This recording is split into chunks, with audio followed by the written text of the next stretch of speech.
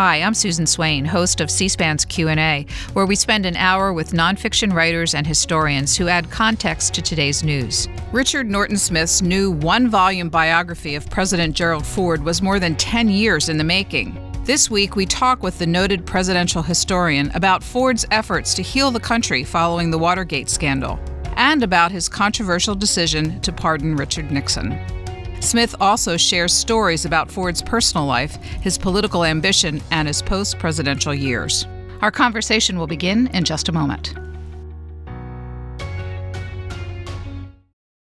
This podcast is supported by Progressive, a leader in RV insurance. RVs are for sharing adventures with family, friends, and even your pets. So if you bring your cats and dogs along for the ride, you'll want Progressive RV insurance. They protect your cats and dogs like family by offering up to $1,000 in optional coverage for vet bills in case of an RV accident, making it a great companion for the responsible pet owner who loves to travel. See Progressive's other benefits and more when you quote RV insurance at Progressive.com today. Progressive Casualty Insurance Company and Affiliates. Pet injury is an additional coverage and subject to policy terms.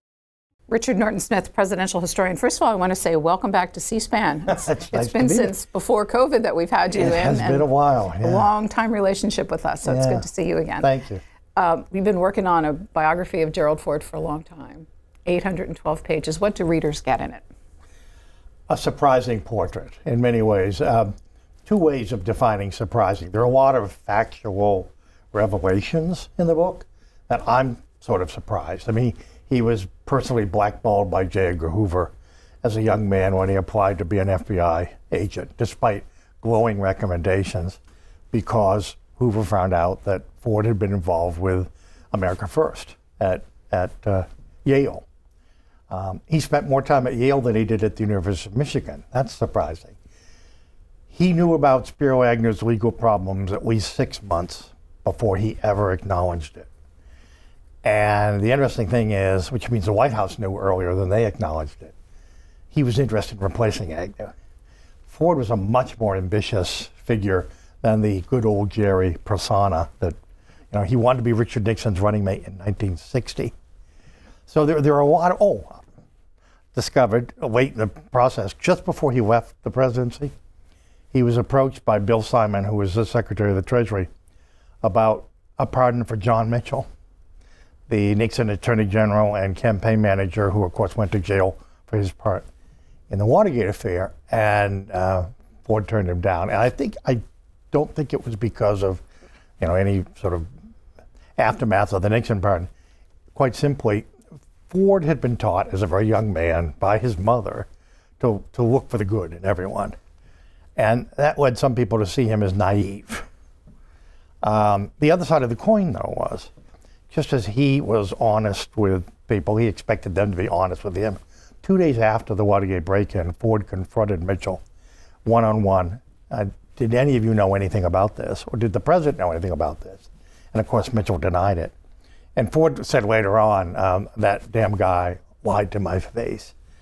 And that was something you didn't do. So there was never going to be so there are a lot of those kinds of factual discoveries. But in a larger sense, the surprise is, historically, I think Ford went to his grave believing what most of us believed, which was that his historical legacy would be seen as his efforts to restore an element of trust to the American presidency after Watergate and Vietnam and all the tumult of the 60s as well as the 70s. And of course, he also understood that the first line of his historical obit would describe him as America's only unelected president and the man who gave Richard Nixon a pardon.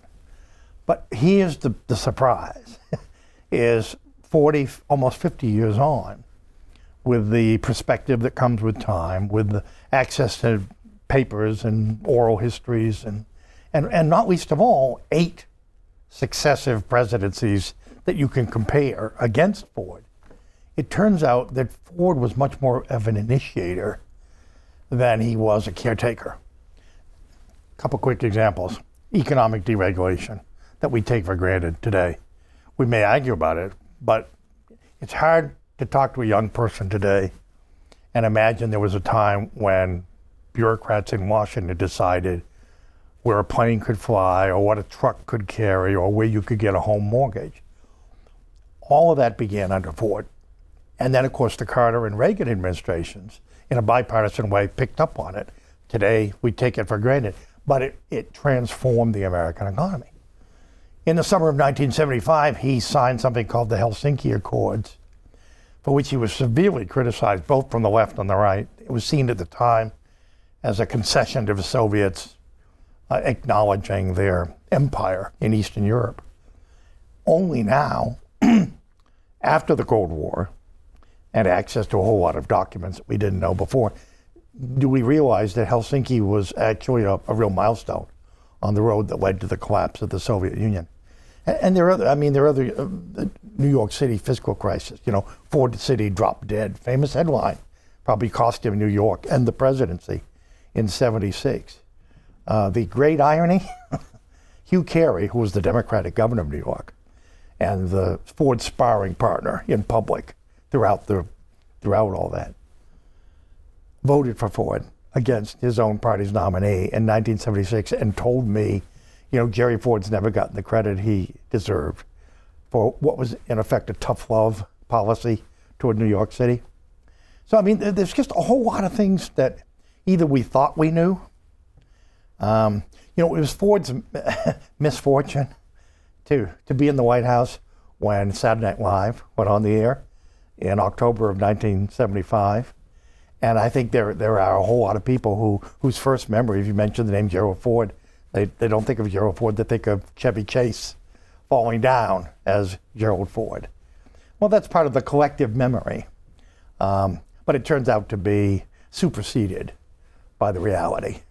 So you served as director of the Ford Presidential Library, and you also gave the eulogies at both the President and First Lady's funeral.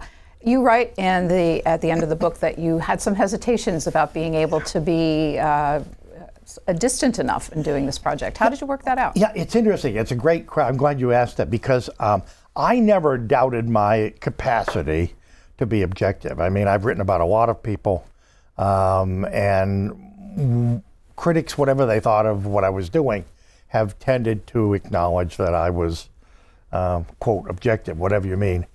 My concern was that other people would not accept me as an objective disinterest. I remember David Kennerly, the great Pulitzer Prize-winning photographer, who really became a member of the Ford family and he knew them far better than I did, said, if you're not critical, you're not credible. And the interesting thing about that is I knew the Fords well enough to know that they would share that view. So anyway, I brought this up. I had lunch with David McCullough, the late, great David McCullough, at his beloved Hay Adams Hotel, and I described the situation. And, other people, Doris Kearns Goodwin writing about LBJ, or John Meacham writing about George H.W. Bush. But I described my predicament. And David, being David, said, write what you know. And of course, the irony there is that was a license for me to spend the next 10 years discovering all the things I didn't know about Ford. In any event, it's obviously up to the reader to decide how objective I am. Two questions out of that story. First of all, with mentioning David McCullough, his book was probably responsible for a revisiting of Harry Truman. Yeah. There's lots of Harry Truman connections that people make to the Ford presidency. Do you anticipate or probably hope that this will do the same for Ford? I'm not supposed to answer that question. I'm supposed to, it's like when people say, have you written the definitive biography? Right. Well, that's what you aspire to, but you're supposed to leave that to other people. It's interesting. There are parallels. Ford's first act as president. Presidents define themselves in lots of ways, but one way they define themselves is which presidents they choose to honor by hanging their portraits in the cabinet room. And in the first hour of his presidency, Ford goes into the cabinet room and Dwight Eisenhower is in the place of honor. But then Richard Nixon's, interestingly, two great progressive era heroes, Theodore Roosevelt and Woodrow Wilson, round out the room. Well, Ford saw to it that TR and Wilson were replaced with Lincoln, who was a lifelong hero, and Harry Truman. which surprised a lot of people. But actually, you stop to think, they were both children of Capitol Hill, both what I like to call charismatically challenged. They were not great orators, but because they had spent so much time on Capitol Hill, they knew government, the governing process.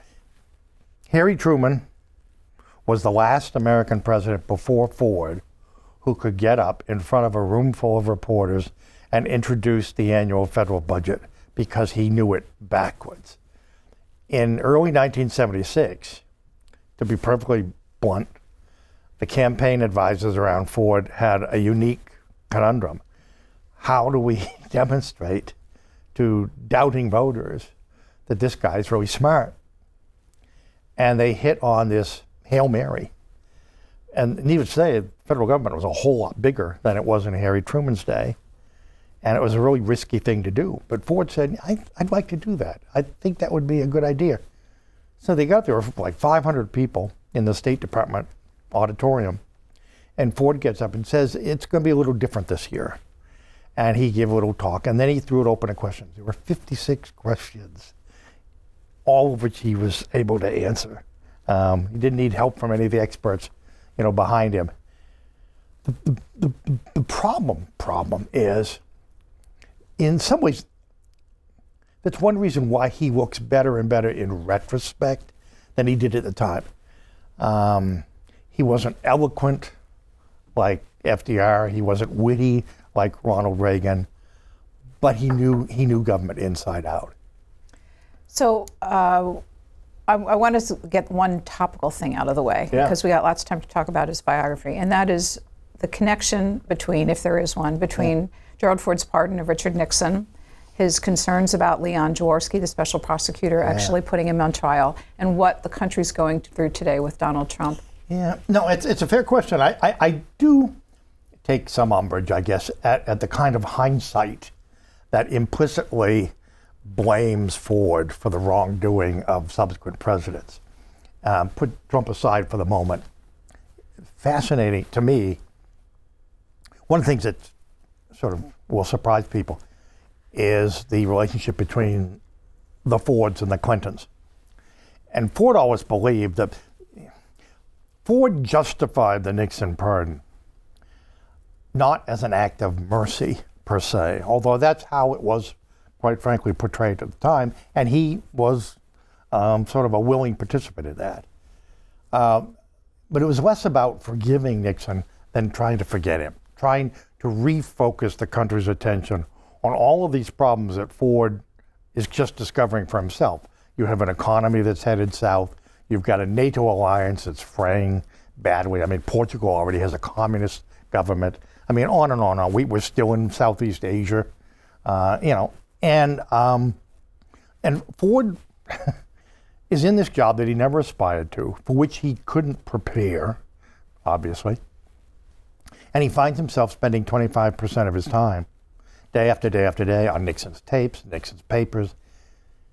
For whatever it's worth, Ford personally believed that if the legal process were allowed to proceed, that Nixon would be indicted and probably convicted, at least on charges of obstruction of justice. He was the only, well, no, he wasn't the only person. One of the things I discovered, he had a counsel who was a best friend, early law partner, a guy named Phil Buchan. And Phil Buchan's wife, Bunny, made diary notes. And for the first time, you were actually inside the Oval Office when Ford first explains to Phil Buchan his intent to pardon Nixon, and basically it's Phil Buchan's job to go out and find the legal precedent for this. When the Clinton-Lewinsky business came along, Ford felt in some ways vindicated in the sense that we lost a year. People forget we lost a whole year, 1998, much of 99, because the two sides were so entrenched. And remember, Ford came up with a proposal to sort of short circuit the whole impeachment. There would be not a censure, but what he called a rebuke, because the censure could be undone. Andrew Jackson went through that. And the idea was, he talked about a unique punishment for unique crime or unique offense. There'd be a joint session of Congress. President Clinton would be summoned, and before that joint session, without saying anything except accepting silently a rebuke, and then everyone could go back to work. And anyway, it's a whole long story. But the point is, we now know that Bill Clinton was seriously thinking about spending some of his political capital to tackle entitlements. And not least all because he wanted to be a near great president. Think of how that would have changed the political, cultural, economic climate in this country, and the whole debate, ever since. But it didn't happen because there was no one who was in a position to, in effect, pull the plug. Well, Ford was in a position to pull the plug. It meant falling on the sword, and in all likelihood, it probably cost him the 1976 election. So if you want to in effect blame Ford in a unique set of circumstances, nobody in August 1974 thought that this was a precedent. I mean, everyone thought Watergate was an absolute historical aberration, that Richard Nixon was in some ways a historical aberration. We don't elect our presidents for their clairvoyance. We elect them because, among other things, they are willing and able to make tough decisions that may have serious, negative political consequences for them in the short term, but which hopefully at some point down the road, historians will reassess more favorably. Our Q&A conversation will be right back after this short break.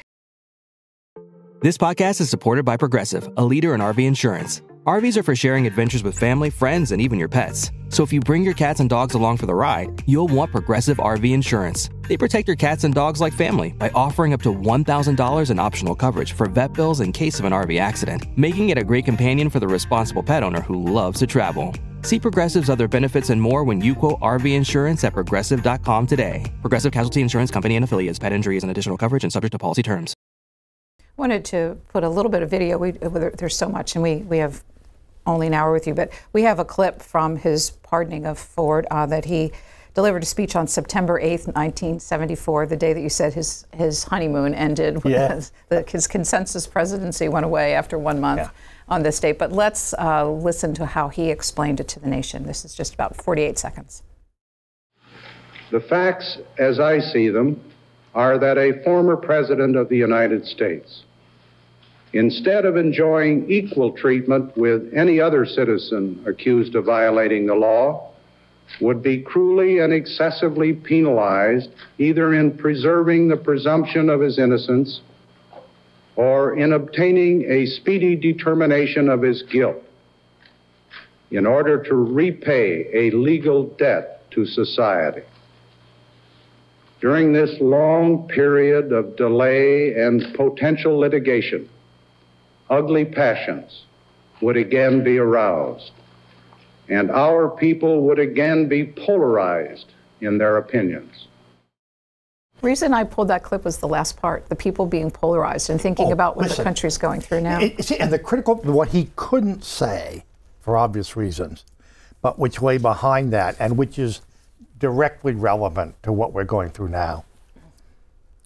Through back channels, i.e. Phil Buchan, who happened, by the way, to be living at the Jefferson Hotel, which is also where Leon Jaworski, the special prosecutor, was living, which made it very convenient to pass messages back and forth. Ford had asked and had been informed by Leon Jaworski that it would be at least a year and quite possibly 2 years before a Nixon trial could take place. That, in turn, underlay the whole rationale, but in a sense, Ford couldn't say it. He implies it, but he couldn't say it. The biggest surprise to me, I didn't realize until researching the book, before he died in 1983, Leon Jaworski told at least two people, one of them was Mel Laird, that he really never intended to indict Nixon at all. That he had a staff who very much wanted to indict Nixon. But Jaworski believed, I think almost from the beginning, that Nixon couldn't get a fair trial because of, obviously, the publicity. And one of the reasons, and it's very Fordian, one of the reasons preserved in Bunny Buchan's diary notes. In the Oval Office, Ford expresses sympathy for Leon Jaworski, and he doesn't want Leon Jaworski to bear the entire burden of deciding what to do with Richard Nixon. And so he'll take that burden onto himself. You said that he lived with this until the Profiles in Courage Award. Yeah. In 2001, the Kennedy Library, remarkable, you gave him the Profiles in Courage Award specifically for the Nixon pardon. And I was there that day. I'll never forget. Senator Kennedy could not have been more gracious, saying how, in retrospect, Senator Kennedy was wrong and Ford was right. Anyway, Ford said afterward, everywhere I've gone for the last 25 years, people ask the same questions. He said after the Profiles in Courage Award, they stopped asking. And so it's like in the last years of his life, it's as if he were finally able to sort of put the pardon behind him. People still, by the way, kept asking about the Warren Commission and all sorts of other conspiracies. But the pardon question, it's as if the Kennedy imprimatur had laid it to rest. Okay, digging into the book a little more, you begin and end with two stories about people that he invited to the White House. Yeah. George McGovern and Jesse Owens. Two improbable stories, in a sense, yeah. In 75, George McGovern finds himself invited to a stag dinner, small, obviously very elite, at the White House. And he's frankly amazed. And he says to President Ford, he said, you know, Lyndon Johnson never invited me to the White House. And he said, you can be sure Richard Nixon never invited me to the White House. And Ford said, I know, George, that's why I asked you. He said, the House belongs to everyone. And interesting enough, in 1972, George McGovern voted for Gerald Ford against his own party's nominee. But the book ends with it's bracketed, as you say, with two acts of hospitality that are meant to be compensatory. Jesse Owens, of course, Ford knew of Jesse Owens, Ohio, Michigan. He was at the track meet as a young man where Jesse Owens set 3 world records in one day. So he had this real connection of sorts. The 1976 Olympic Games had just ended, and he was welcoming the American team back. But he thought it would be really special if he invited Jesse Owens. The fact is, in 1936, when Jesse Owens made history at the Berlin Games in front of Hitler, he came back to the United States. There was a ticker tape parade in New York, but he was pointedly not invited to the White House, the Roosevelt White House. It was an election year, and for whatever reason, all the white members of the team were invited, and he was not. So Ford thought this was a chance, 40 years after the fact, to compensate for a shameless oversight, shall we say. And it was an amazing thing because Ford, with Ford it was personal, you know, and he obviously had enormous admiration for Owens. And Owens, it was interesting because when Owens came back, you know, he couldn't get what you and I would regard as a job sort of commensurate with his accomplishments or the kind of endorsements, you know, that today would be routine. And yet he didn't talk about any of that. He just talked about America being this amazing country. You know, and he talked about its very modest origins. He said, today I'm shaking hands with the President of the United States. So, and I said, at the end of the book, you know, Ford introduced himself to the country when he was nominated for vice presidency as a Ford, not a Lincoln. And most people were in agreement. But that day, in August of 1976, he was at least Lincolnian because he was appealing to the better angels of our nature. Who is Billy Sipple that you dedicated the book to? Billy Sipple is the first of the surprises. Billy Sipple, in September 22nd, 1975, he was a 33-year-old honorably discharged Vietnam vet living in San Francisco who saw a crowd on the street outside the St. Francis Hotel and just out of curiosity sort of joined it. It turned out that President Ford was inside. He'd given a speech. He was about to come out. Well, the Secret Service didn't like the looks of the crowd at the front of the hotel. There were about 3,000 people. And this was 2 weeks after Ford had been targeted for assassination in Sacramento, California, by Squeaky Fromm, a Charles Manson follower. A lot of people didn't want him to go to California. The Secret Service said to the president, you know, why don't you go out the back door? And by the way, this time, don't shake hands. So he said, fine. So they had the limousine drawn up.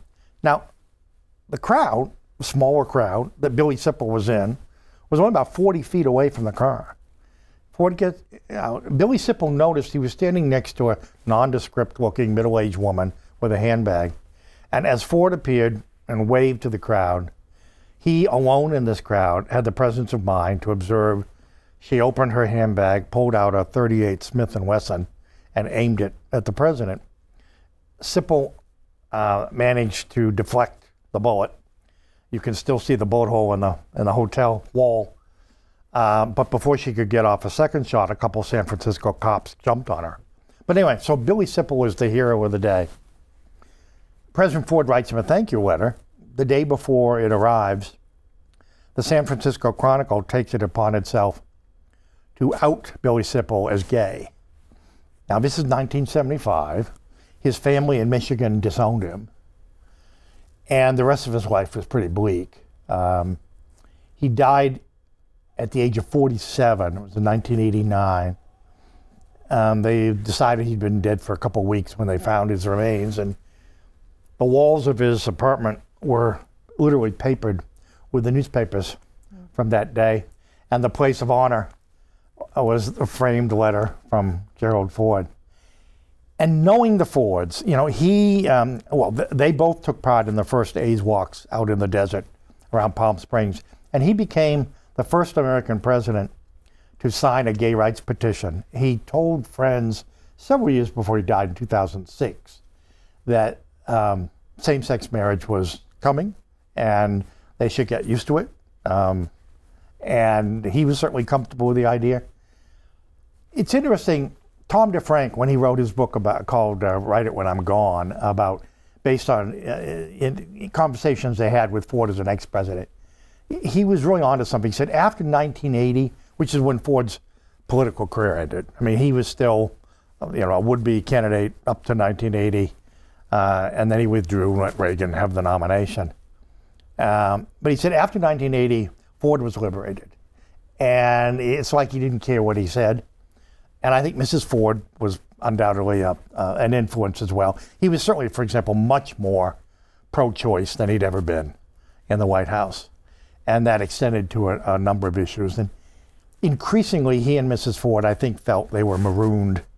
The Republican Party that they'd known, you know, you would call it center-right, you know, moderate, middle of the road. That was increasingly in the rearview mirror. In and of course, people always say, okay, what would he think about today? Which is, again, it's a little bit unanswerable, but we do have a good clue because in 1980, he sat down to an interview with a reporter, Neil McNeil of Time magazine, great reporter, someone he trusted implicitly. And he asked him a really interesting inverted question, which is, what's the single most disqualifying attribute in a president? And Ford thought, he said, arrogance. He said, not that the American people would ever elect an arrogant president. He said, but I'm talking vicious arrogance. He said, if they did, then God help the country. I'm going to jump around in time here, but from his early years, there was one person that I'd never heard of before, and it sent me to the internet to look up even more. And you credit this woman with being Phyllis Brown. Yes, responsible for the Gerald Ford transformation from Midwestern hayseed to the junior establishment. Yeah, and that's sort of her terminology. Yeah, the words Jerry Brown and supermodel do not seem to belong in the same sentence. Gerald Ford. Gerald Ford, yeah. But that's in effect what Phyllis Brown, P.B. Brown, for Perfect Body Brown, according to her friends, was a knockout and a really smart cosmopolitan. It was Pygmalion in reverse. She exactly took the hayseed. They went to Broadway shows. She introduced him to skiing. Just a whole lot of things. And I think I found an interview that he did, one of the interviews that have not been available until now, and he talked about, she was quite a gal, and on and on. Pause. Thank God I didn't marry her. She would go on to have 3 husbands, and the wonderful sequel to all of this is Jim Cannon, who was close to the president, did an earlier book about Ford, and particularly Watergate, told me the story. He didn't use it, but he figured someday I would. He was working on his book, and the president said, you ought to talk to Phyllis. And so he went to Reno, where she lived, and got roses on the way to ingratiate himself, and knocked on the door and said, President Ford wanted you to have these. She said, no, he didn't. He never gave me flowers. So anyway, they established immediate trusting relationship. And at the end of the day, she said to Jim Cannon, would you mind taking a message to Jerry? And he said, no. And she said, would you tell him I still think about him, I still dream about him, I still love him? And Cannon thought, gosh, am I going to repeat that to the president? Well, anyway, he went back and he did. And there was this pause. He thought maybe I'd overstepped the bounds of propriety. I don't know. Ford was thinking. And he said, well, she was such a great gal, pause. But, Betty and I have had such a wonderful marriage. Well, there's the congressman. 2 compliments in the same sentence. But Phyllis Brown was a huge influence in his role. And again, it gets back to this Yale. Everyone associates him with the University of Michigan, which is understandable. He loved the place. But Yale had a huge impact. New York. At the very same time that America First is releasing its isolationist manifesto, the same day, where is Jerry Ford? He's in Philadelphia with thousands of other young Republicans screaming, we want Wilkie, who is, of course, anything but an isolationist. And I also discovered at the same time, he was actually trying to pull strings to get into the Navy. So go figure. It's just a small example of how many more layers there are. Well, let's talk about the woman that he did marry, Betty Bloomer. Yeah. There's a quote from her soon-to-be sister-in-law that says, Jerry's mistress will be his work. Yeah. How did that play out in Betty and the Ford family's life? First of all, Betty was a divorcee. She said I was young and stupid, and she realized she made a mistake. But she really wasn't looking to get married again anytime soon. She knew Jerry Ford. He'd been a local football hero. He was 5 years older than her. And he was very persistent. And after he came back from World War II, had opened a law firm, was the most eligible bachelor in town, had on average a date a week. But Betty was someone he was obviously instantly attracted to. And he talked her into going out for a drink, and that led to this relationship. Early 1948, February of 48, he tells he wants to marry her, but he can't set a date, and he can't tell her why he can't set a date. And it turns out he wants to run for Congress against a Republican incumbent, entrenched, isolationist, and he wants to take him by surprise. He's not even going to tell his fiancée that he's going to run for Congress. So, okay. At their wedding rehearsal dinner, he showed up for the appetizer and dessert, but in between, he was gone campaigning. And in many ways, to me, it's a preview of coming attractions. I don't think she had any idea when the parallel, her father had been a traveling salesman. Her first husband was a traveling salesman.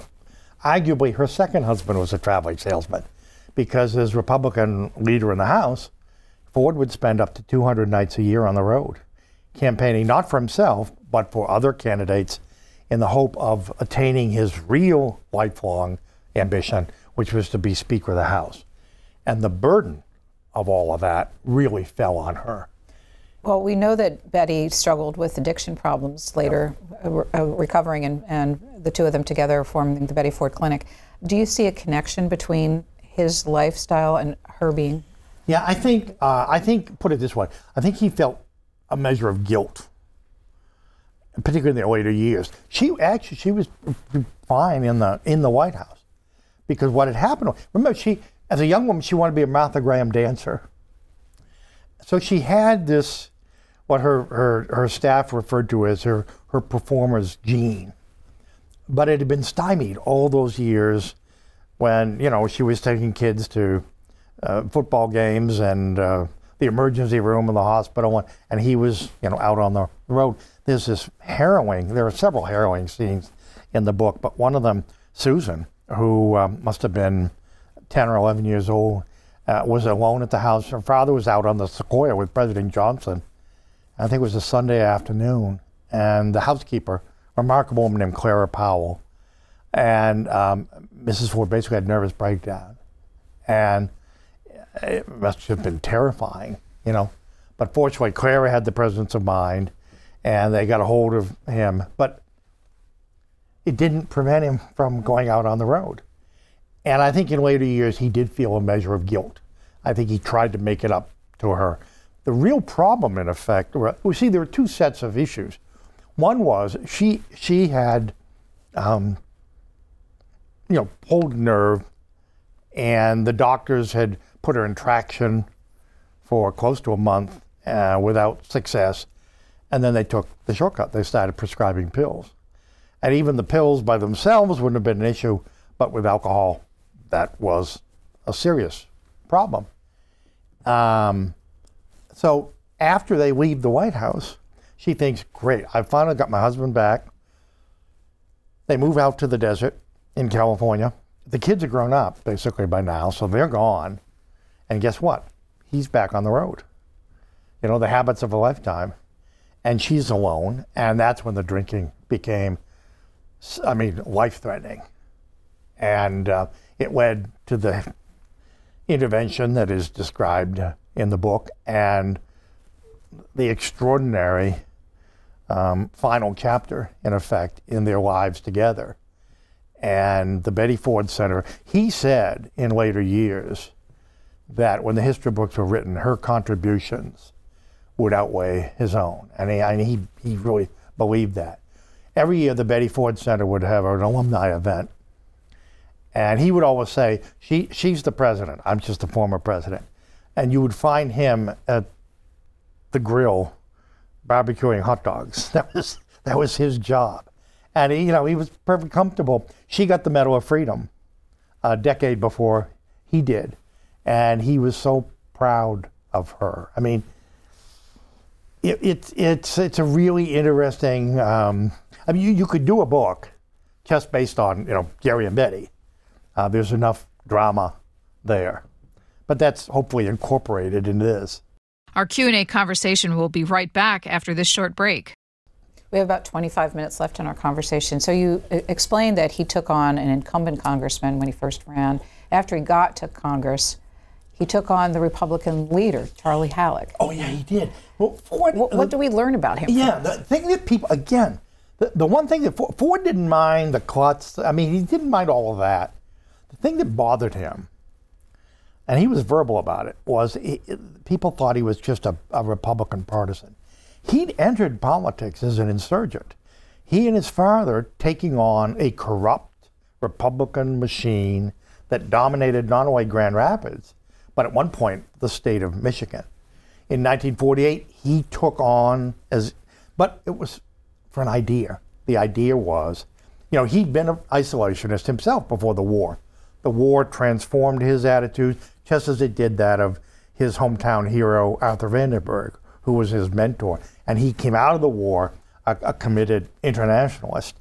And so it wasn't simply a primary about his own ambition to be in Congress, but it was a primary about an idea. And that insurgent gene, if you will, never went away. In 1965, after the Goldwater debacle, in 64, it wasn't Charlie Halleck's fault, but people needed someone to blame, and they needed to start over. They needed a change. Plus, Charlie Halleck on television, it was what's called the Ev and Charlie Show. Once a week, Ev Dirksen, the Wizard of Ooze, with his tousled hair and just craggy features, totally dominated. And Charlie Halleck, who drank. I mean, everyone drank back then. That's one of the things you discover when you inhabit mentally the 60s and 70s. Everyone drank. But Charlie Halleck drank more than most, and he looked it, and he just wasn't, you know. Anyway, Ford was a lot younger. He was a lot more telegenic. He was kind of middle of the road, slightly center-right. He took on Halleck and beat him narrowly. Bob Dole delivered 4 votes from the Kansas delegation, and that provided his margin. And then he set about transforming the Republican Party on Capitol Hill. He hired he went out and raised $2 million and hired policy experts. He had a different philosophy about being in the minority. Bob Taft used to say the job of the opposition is to oppose. Ford's idea was, no, we have a better idea. And so he put together, in effect, a think tank, first one, serving the Republican minority, to come up with Republican solutions on civil rights and education and, you know, fighting poverty and the like. They didn't have the votes, but at least they had a program of their own. And the other thing that's really unnoticed, and I didn't realize until doing the book, Ford had his own ideas about a Southern Republican Party. I mean, this is that critical moment when the old South, the solid South, the Democratic South, is about to become essentially a solid Republican South, you know, over a period of several years. And the question was, what kind of South, what kind of Republican Party would it be? With civil rights being clearly the dividing line.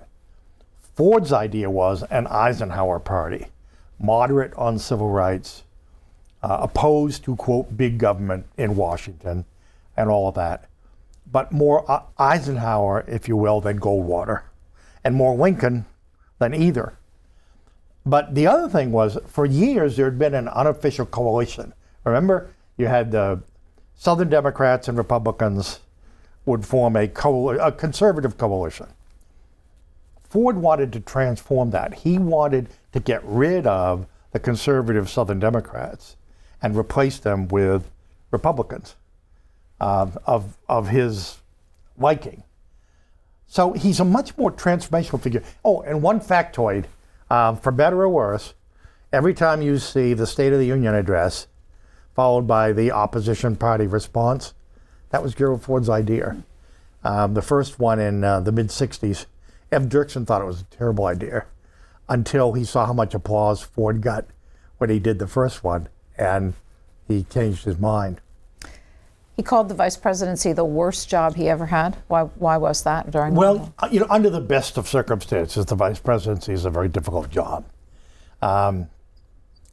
Think of men and women of both parties who have been vice president, who want to be president, and the difficulty they have in establishing their own independence. It's just, the job doesn't work that way. In his case, it was the worst of times because, basically, he took that job believing Richard Nixon. He thought that Nixon was basically innocent, and it was people around Nixon, people at the campaign, who were responsible for Watergate. It's a very nuanced evolution. I mean, one reason why this book is 700 pages of text. Over those 8 months, Ford gradually came to the conclusion that he was not being told the truth, that Nixon was probably more involved, certainly in a cover-up, and he was walking a tightrope. In addition, everywhere he went, I know, because I introduced him in front of the Harvard Republican Club in March of 1974. I saw that author's note. Yeah. As the next president, right? Oh, and I'm sure I was one of many people who, and I'm sure he didn't much care for that introduction. But the fact is, everywhere he went, he had to defend Nixon. But he had to defend Nixon in such a way that he didn't completely destroy his own credibility or, yes, his independence. Because down the road, although he couldn't admit it, in the back of his head, he had to be aware of the fact that events could transpire that he would be replacing Nixon. Mrs. Ford, famously said after the East Room inaugural, she said, most people have an election in 3 months. We had 24 hours. And that's true. That's no exaggeration. He could not publicly or even privately admit that he might be president. I've talked to the Ford children, and I still find it astonishing. They may have been the only family in America in the summer of 1974 whose dinner table conversations never revolved around the possibility that there might be a new president any day now, because Ford wouldn't allow it. Let's bring it to August 9th, 1974, and the famous address to the nation that he gave in his inaugural from the White House. This is a very brief clip, but I wanted to talk to you about where it came from. Fellow Americans, our long national nightmare is over. Our Constitution works. Our great republic is a government of laws and not of men. Here, the people rule. Richard Norton Smith, you have been a speechwriter. Where did the phrase, "our long national nightmare is over," come from? Well, that's a bit of a mystery. Actually, after all these years, you'd think there'd be no doubt.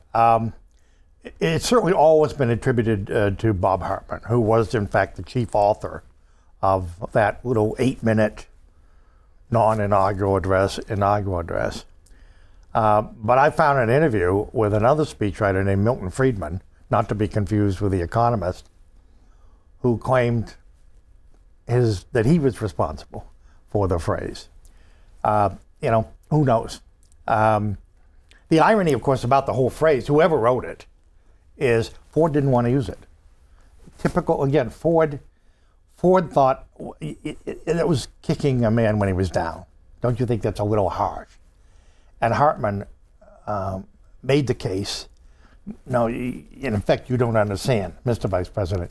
People need to hear this. They need to hear it from you. The final surprise, of course, is that our long national nightmare was far from over. And I think, which in turn leads into the whole pardon and much more. Here we are 50 years later, we're still debating it. He brought to the White House Don Rumsfeld, who brought Dick Cheney. And of Donald Rumsfeld, you write, no one was more influential than he in the transformation of him to the presidency. How did he help him?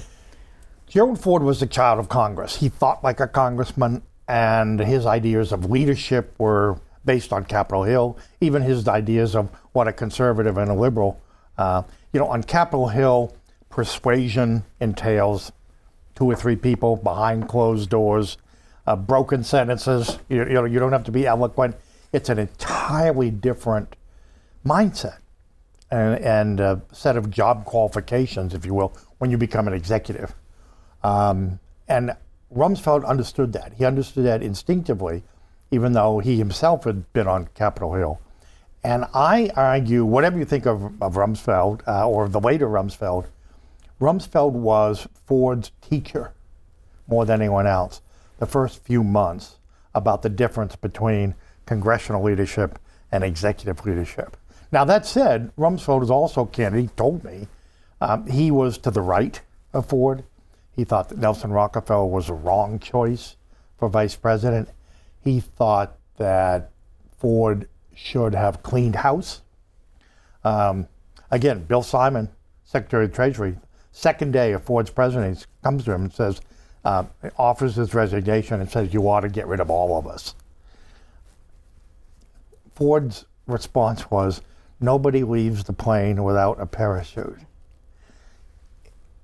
Ford being Ford, he looked around, he saw all of these White House people who had nothing to do with Watergate, who were in many cases very capable, very competent people, who should not be blamed in effect. Well, it raises a really interesting question that you don't hear very often about the American presidency. Can a president be too nice and insufficiently ruthless? And I think Hartman, Rumsfeld, Ford is like, Dwight Eisenhower. Everyone thinks about the smile, and the smile was real. But he also had Sherman Adams as his chief of staff to do the heavy lifting and be the bad guy. In effect, the role that Haldeman performed, for Nixon. Ford seeing the best in everyone. There are people who wondered why he kept Hartman on. Hartman was a divisive figure. He drank. But he also, Hartman saw the worst in people.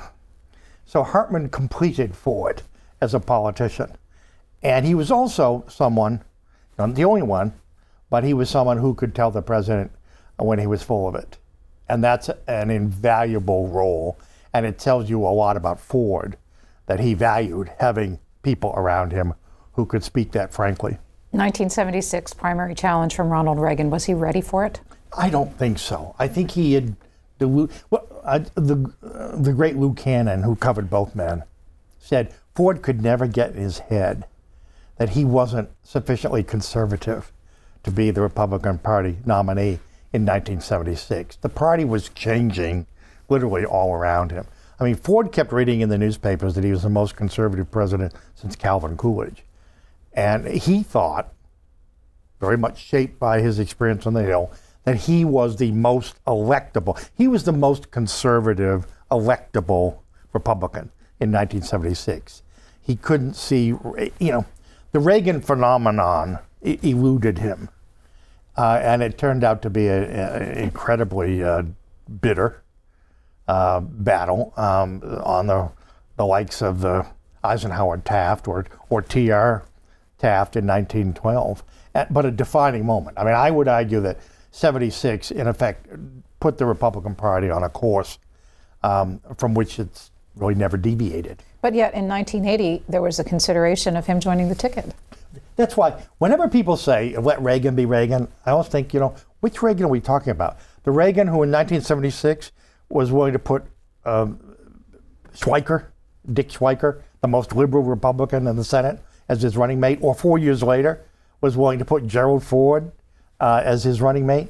I mean, it tells you a lot about Reagan's pragmatism and big tent republicanism, if you will, that he was willing to let bygones be bygones, and he was interested in winning. And he went, first of all, he went to see Ford in Rancho Mirage a couple weeks before the convention, and Ford was taken aback and suggested George H.W. Bush.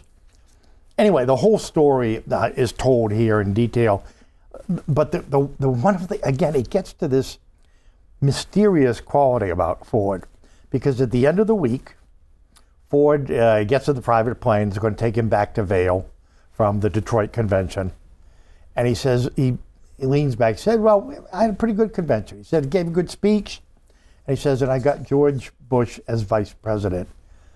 I think that there was a little bit of payback for 76, that Ford let this thing go on all week to the point where, in the end, Reagan had almost no choice but to go to his second choice, who was George H.W. Bush. We have 5 minutes left, excuse me.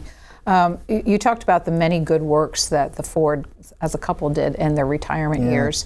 At the same time, he joined 10 corporate boards, and there was some description of him as Jerry Ford, Inc. Yes. How did he square that away with his... It really bothered him. We talked to a number of people who were on boards with him. He did his homework. He never, he was never a rainmaker. He didn't do that. It's interesting. He wouldn't join a board until 1980. And that was when his political career, in effect, came to an end. He left the White House with almost no money. And again, we talked about feelings of guilt. I think he was determined at that point to make up for all that lost time and make sure that his wife and his children would be taken care of. He also had, people forget, one of the first things he was told when he left office, one of the things that brought him and Jimmy Carter together, they say, oh, and by the way, you have to raise $15-20 million to build a library. Nobody told him that. Most of his speaking fees went to the Ford Foundation to help build the Ford Library and the museum. The boards, it's interesting when you stop to think about the boards, because I don't defend it. I think you could, certainly you could argue it both ways. And there was a lot of criticism of him, in effect, cashing in on the presidency. But in many ways, it's an extension of the kind of, free enterprise, business-oriented, country club Republican, if you will, that he had been throughout his career. And he brought, as I said, we talked to people on some of the boards. One example, he was on a board, and the Kuwait bought this oil company, and they were meeting with the Kuwaiti oil minister, who said they were having monthly meetings, and the Kuwaiti oil minister said, we're going to cut it to 4 times a year, and we're going to increase your director's fee from 25 to 100,000. And Ford interrupts and says, well, that's awfully generous, Ali, but since we're doing fewer meetings and so on and so on, I think we'll keep it at $25,000. And who's going to object, So he died worth probably, the best estimate's $10 to $15 million. The thing he was proudest of was the house in Rancho Mirage that they built and the ski chalet that they built in Vail. Neither one had a mortgage. We have a 42-second clip of President Clinton in 1999 giving him the Medal of Freedom. It encapsulates his accomplishments. So let's listen. Steady, trustworthy. Gerald Ford ended a long national nightmare. He also ended a long and bitter war. And he signed the Helsinki Treaty on Human Rights that sent a signal of hope to people throughout the world and hastened the fall of communism. When he left the White House after 895 days, America was stronger, calmer, and more self-confident. America was, in other words, more like President Ford himself. Given all that, why did you title your biography of him An Ordinary Man? Well, it's ironic, and the subtitle is equally important. The fact that there are surprising things about, we think of him as an ordinary man. He referred to himself as an ordinary man. But it turns out his life was anything but ordinary. His presidency was anything but ordinary. So the reader in the end can make up their own minds, but I thought a little bit of irony on the front cover would be appropriate. You knew him very well when you started this project. Did you? Not as well as I thought I did. That's what I was going to ask you. Did you know him any better by the time you were done? Yeah, and and so many times as I was, this 10 years of slogging through archives and interviewing people, and over every day I would think, God, why didn't I ask him this or this? And there are things that I don't know and will never know that are in the book, and I don't know whether he knew.